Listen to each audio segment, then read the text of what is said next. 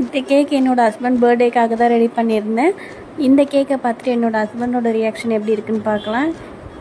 அதுக்கு முன்னாடி இந்த கேக்கை நம்ம எப்படி ரெடி பண்ணணும்னு சொல்லிட்டு பார்க்கலாம். ஃபஸ்ட்டு நான் வெண்ணிலா ஃப்ளேவரில் தான் ரெடி பண்ணிகிட்டு இருந்தேன். அதுக்கு வந்து வெளியே மட்டும் நம்ம ரெட் கலர் தீமில் கொடுத்துடலான்னு சொல்லிட்டு ரெடி பண்ணிகிட்ருக்கேன். நான் 2 டயரில் 1/2 kgலேயே வந்து 2 டயர் ரெடி பண்ணலான்னு ஐடியா பண்ணி வச்சுருந்தேன். அதே போல் ரெடி பண்ணிட்டேன். 1/2 kgயில் 2 டயர் பண்ண முடியுமான்னு கேட்டிங்கன்னா ஆமாம் பண்ண முடியும். ஆனால் அது ஒரு அரௌண்ட் 600 கிராம் 750 கிராம் வரைக்கும் வந்துடும். அது நம்ம போர் பண்ணுற க்ரீமை பொறுத்து.